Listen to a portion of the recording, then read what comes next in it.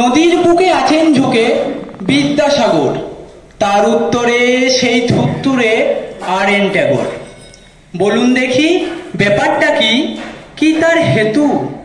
মহাশয়কে মঞ্চে আসার জন্য অনুরোধ করছি এবং তাকে বরণ করে নেবে সঙ্গীতা লাহা। স্যারকে বরণ করে নেবে শ্রাবণী মণ্ডল মহাশয়া।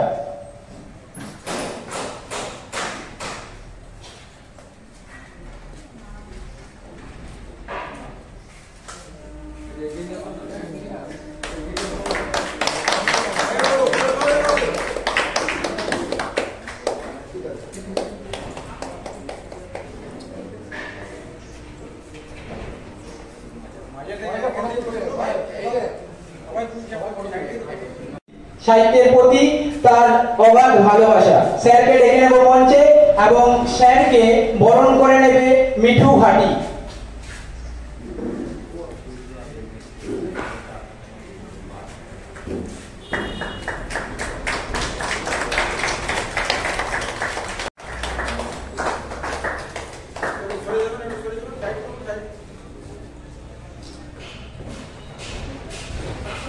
এরপর ডেকে নিচ্ছি মাননীয় ধর্মদাস ব্যানার্জি মহাশয়কে।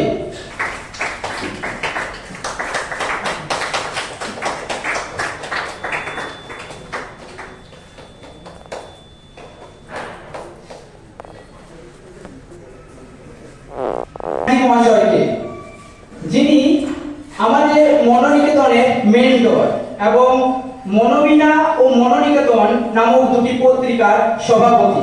স্যারকে বরণ করার জন্য ডেকে নেব মিঠু ভাটিকে।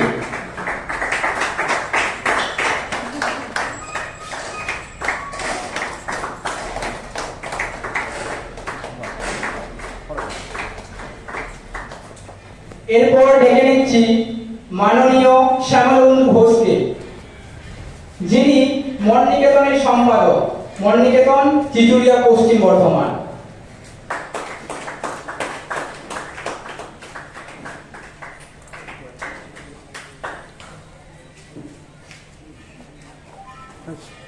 আমাদের মাঝে নিজেদের ব্যস্ততম শিডিউলের মধ্যে আমাদেরকে একটু সময় দেওয়ার, সত্যি আমরা অত্যন্তই শ্রদ্ধেয় ব্যক্তিবর্গদের জানাই আমার আন্তরিক শ্রদ্ধা, যথাযথ স্থানে প্রণাম এবং ভালোবাসা। আজ এই অনুষ্ঠানের সূচনায় মননিকেতনের সভাপতি হিসেবে স্বাগত বক্তৃতার জন্য সর্বপ্রথমে আমি কৃতজ্ঞতা জানাই যে সমস্ত বিশিষ্ট ব্যক্তিবর্গ আমাদের আহ্বানে সাড়া দিয়েছেন, আমাদের এই প্রচেষ্টাকে আর মনকে শান্ত রেখে সামাজিক দায়বদ্ধতার কথা মাথায় রেখে মানসিক উৎকর্ষ সাধনের জন্য মননিকেতনের এই পথ চলা আরো দৃঢ় এবং সাবলীল হয়ে উঠুক। বর্তমানের এই ইঁদুর দৌড়ে আমাদের ছাত্র সমাজ খুব অশান্ত, তাদের মন খুব চঞ্চল এবং বিচলিত। তাই তাদের মনকে শান্ত করা এবং তাদের মানসিক দৃঢ়তা বৃদ্ধি করা হলো একমাত্র মেডিটেশন। এই মেডিটেশন ছাড়াও পার্সোনালিটি ডেভেলপমেন্ট হিসেবে মননিকেতন বাৎসরিক 3টি সেমিনার আয়োজন করে থাকে। সেই সেমিনারের মধ্য দিয়ে সমস্ত ছাত্রছাত্রীরা নিজেদের পার্সোনালিটিকে ডেভেলপ করে তোলার জন্য বক্তৃতা দিয়ে থাকে। সক্ষম হয়েছে। আশা করি সকলের কাছে স্পষ্ট হয়ে গেল যে মননিকেতনের কাজ কি, মননিকেতনের উদ্দেশ্য কি। মহাশয়কে আজকের আমাদের অনুষ্ঠানের বিশেষ আকর্ষণ হচ্ছে 4টি গ্রন্থের মোড়ক উন্মোচন হবে। যে গ্রন্থগুলির নাম, প্রথমেই ভুবন বন্দ্যোপাধ্যায়, মানিকচন্দ্র শো ও ডক্টর পিন্টু দেবাশী মহাশয় সম্পাদিত ছড়া সংকলন বাংলার শ্রেষ্ঠ ছড়া, যার মধ্যে রয়েছে বাংলার বিশিষ্ট 74 জন সাহিত্যিকের ছড়া সমগ্র। দ্বিতীয়ত, সাহিত্যিক ভুবন বন্দ্যোপাধ্যায়ের 30টি ছোট গল্পের সমাহারে গল্পের ডালি। তৃতীয়ত, সাহিত্যিক মানিকচন্দ্র সোহের 20টি ভৌতিক গল্পের গ্রন্থ ভূত সব অদ্ভুত। এবং চতুর্থত, কবি পিন্টু দেওয়াশীর 3য় ছড়া গ্রন্থ গ্রামগঞ্জের ছড়া মিষ্টি স্বাদে ভরা। আমরা দুটো কথা বলি, এখন বলে চলি, তাই না? শুনি হিন্দুগুলো বলে মাসি আমি কোথায় এসব কথা নিয়ে বসি। উন্মোচন করছেন মাননীয় সন্তোষ চক্রবর্তী মহাশয়। গ্রন্থের নাম বাংলার শ্রেষ্ঠ ছড়া। সম্পাদনায় রয়েছে 3 বিশিষ্ট সাহিত্যিক, ভুবন বন্দ্যোপাধ্যায়, মানিকচন্দ্র সোহ ও ডক্টর পিন্টু দেওয়াশী। অসংখ্য ধন্যবাদ স্যারকে। এরও উন্মোচনের জন্য ডেকে নিচ্ছি মাননীয় অমিত ব্যানার্জি মহাশয়কে। মরক উন্মোচিত হচ্ছে গ্রন্থের নাম গল্পের ডালি। গল্পের ডালি, সাহিত্যিক মাননীয় ভুবন বন্দ্যোপাধ্যায়। সাহিত্যিক ভুবন বন্দ্যোপাধ্যায়ের হাতে স্মারকটি তুলে দিচ্ছেন অমিত ব্যানার্জি মহাশয়। সাহিত্যিক ভুবন বন্দ্যোপাধ্যায়ের হাতে স্মারকটি তুলে দিচ্ছেন মাননীয় অমিত ব্যানার্জি মহাশয়। আরেকবার জোরদার করতালি।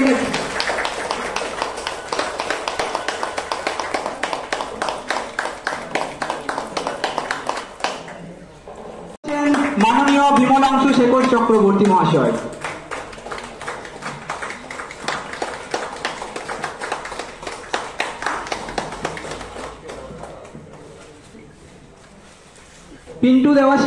ডক্টর পিন্টু দেওয়াশী মহাশয়ের হাতে স্মারকটি তুলে দিচ্ছেন বিমলাংশু শেখর চক্রবর্তী। অসংখ্য ধন্যবাদ দুই স্যারকেই।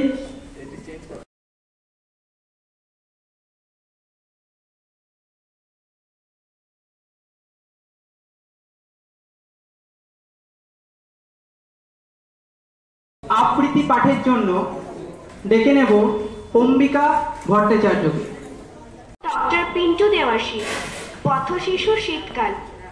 পথে পথে ঘুরি মোড়া, পথে আশ্রয়, পথ ছাড়া আর কেউ নেই তো সহায়। ছোট ছোট ছেলেরা যে স্কুলে যায়, আমরা খাবার খুঁজি উদর জ্বালায়। কখনো বা ছেঁড়া ফাটা জামাটা জোটে, নতবা আদুল গায়ে দিনটাই কাটে। গরমের জামা স্লেপ কম্বল নেই কিছু আমাদের শীত কম্বল। দুনিয়ায় কত কিছু হয় যে বদল, আমাদেরই একই দশা থাকে অবিচল। নমস্কার।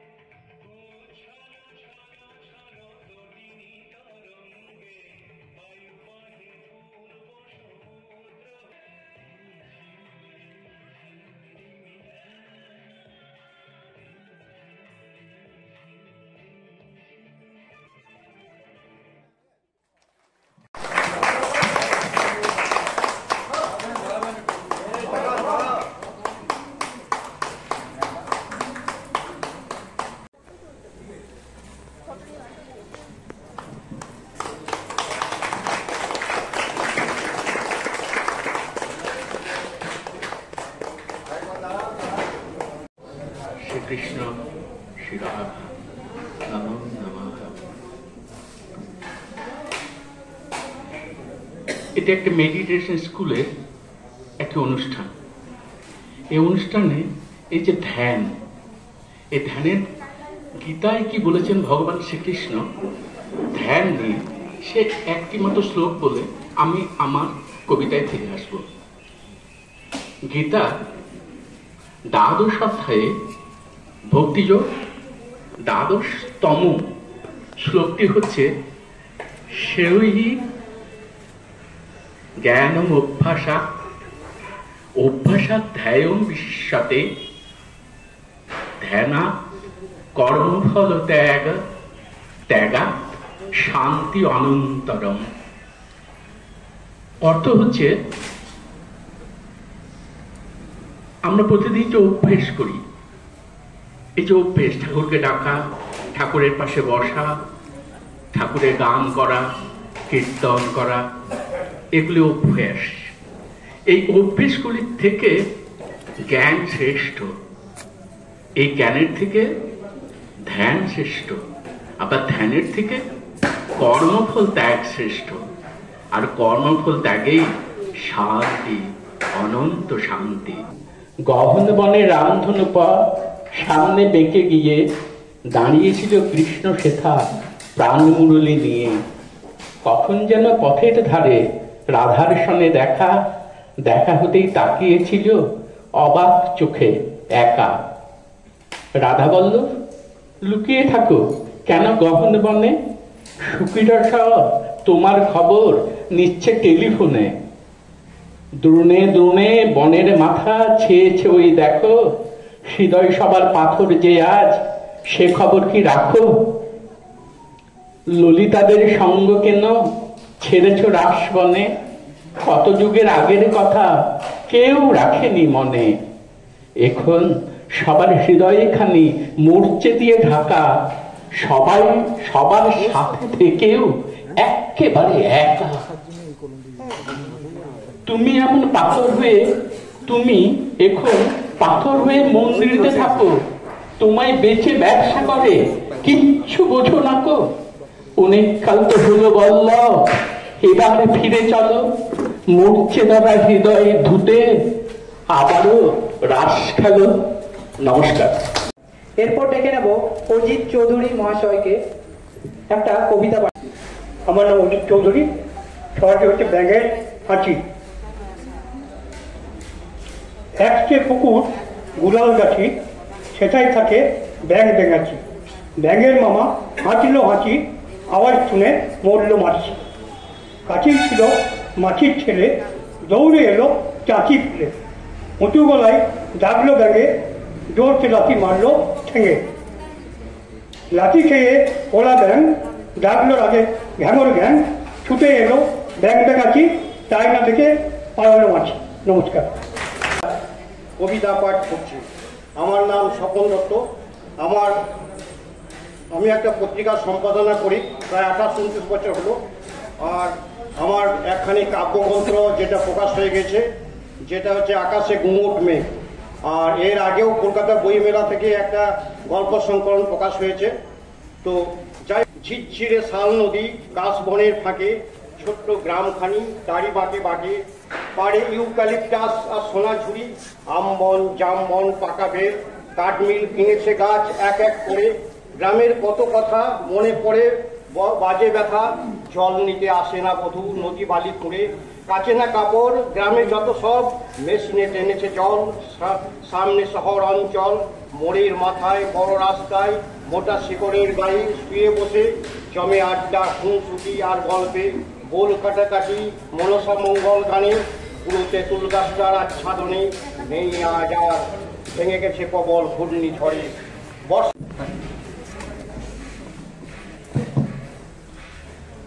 নমস্কার। কবি পিন্টু দেওয়াশীর লেখা বাংলা ভাষা। ছেলে মেয়ে বড় হবে তাই তার জন্য ইংলিশ ছাড়া কেউ বোঝে না যে অন্য। আদব কায়দাগত শেখে শেখানেতে, পিতামাতা গর্বেই ওঠে শুধু মেতে। মায়ের দুধের মতো বাংলা ভাষা, সেটা ভুলে আমাদের কত না আশা। পরধন রপ্ত করে সাহেবটা হয়, তা যেন টাকা তৈরি যন্ত্র, মানুষ তা নয়। ধন্যবাদ। পল্লব গোস্বামীকে উৎসাহিত করা হোক।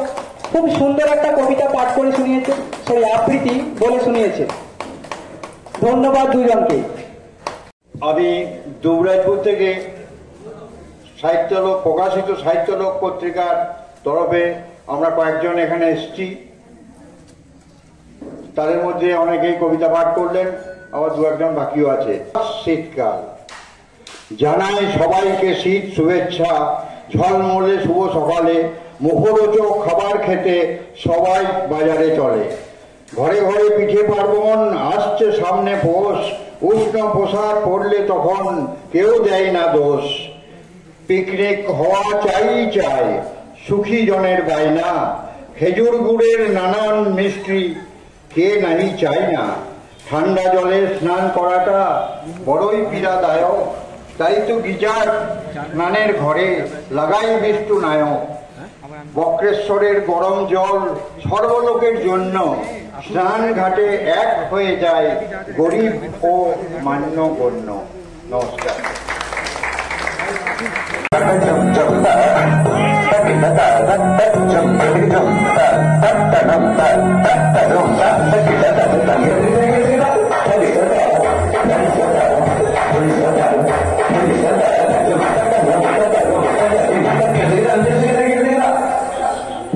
কবিতা কি জানি কি হলো, সেদিনের সুন্দর সন্ধ্যাগুলো কেমন করে অতলে তলিয়ে গেল।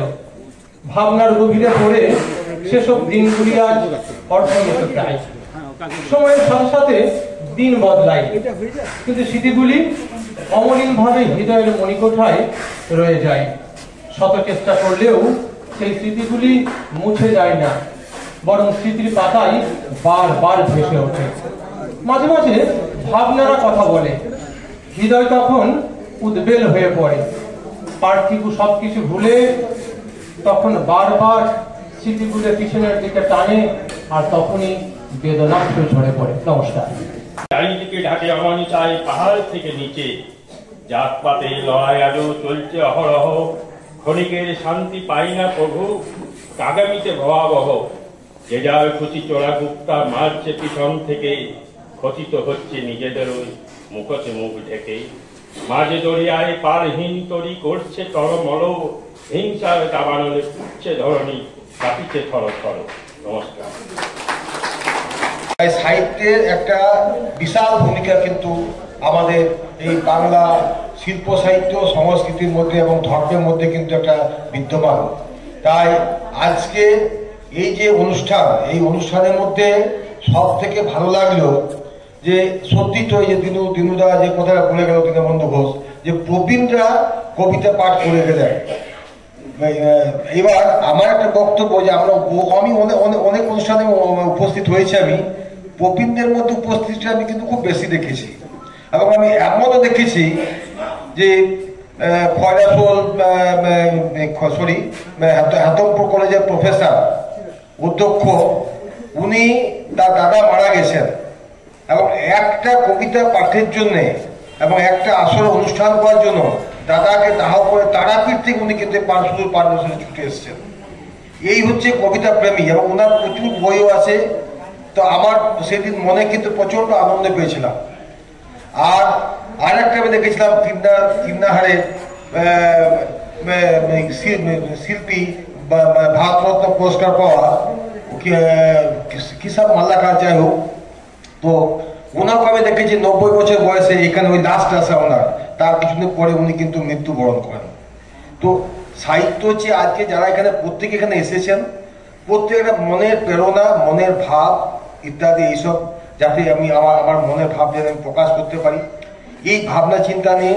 বা অনেকে আছেন যারা সাহিত্য উদ্যোগী, হয়তো লেখালেখি করেন না কিন্তু যুক্ত থাকেন, এইসব সামাজিক কাজের সঙ্গে যুক্ত থাকেন, তারাও এসেছেন। প্রত্যেকেই আমার আন্তরিক অভিনন্দন ও শুভেচ্ছা।